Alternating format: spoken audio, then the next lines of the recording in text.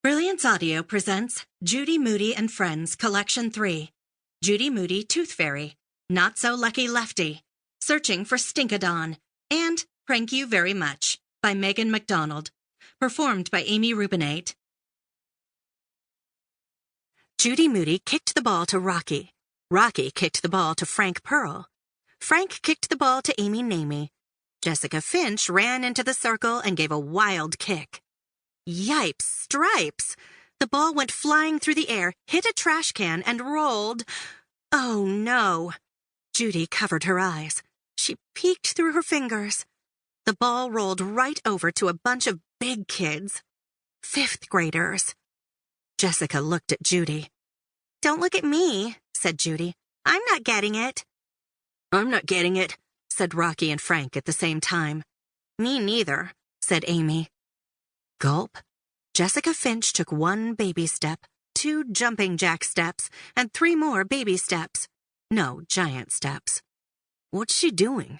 Frank asked. "She's stalling," said Amy. "She's afraid of the big kids," said Judy. "Me too," said Frank. "Me 3, said Rocky. When Jessica came back, her face was so pale that her freckles stood out like chocolate chips in a cookie. "Did you see a scary ghost or something?" Judy asked.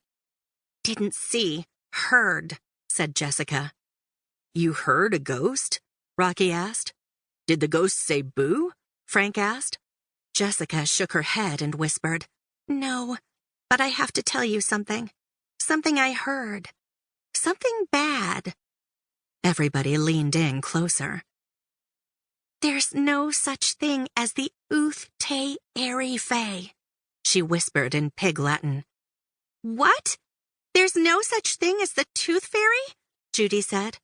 "Who says?" asked Frank. Jessica pointed across the playground. "A 5th grader," she croaked. "Maybe you heard wrong," said Amy. "Maybe they didn't say Tooth Fairy," said Judy. "Maybe they said Bigfoot is hairy, or Mr. Todd is getting married." Jessica crossed her arms. "I know what I heard." "But everybody knows there's a Tooth Fairy," said Amy Namey. "She's a teeny tiny Tinkerbell who wears glasses, flies around on butterfly wings, and sprinkles fairy dust like glitter wherever she goes." "And she has braces," Judy added. "Shiny, sparkly braces. The Tooth Fairy has to have perfect teeth." "She carries a wand made of silver dental floss," said Amy, "and she's not afraid of the dentist." "Her real name is Flossom Jetson," said Judy. "Flossie for short. And when her wings get tired, she rides in a spaceship."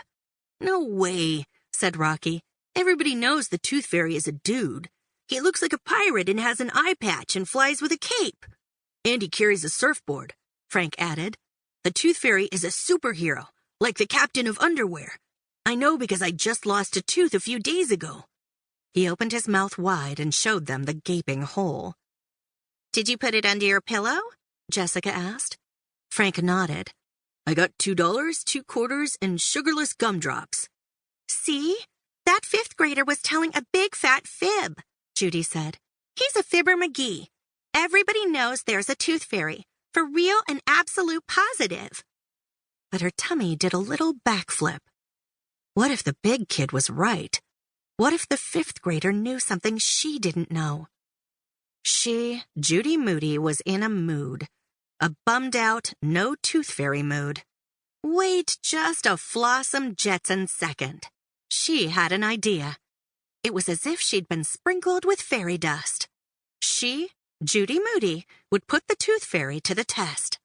All she needed was 1 loose tooth.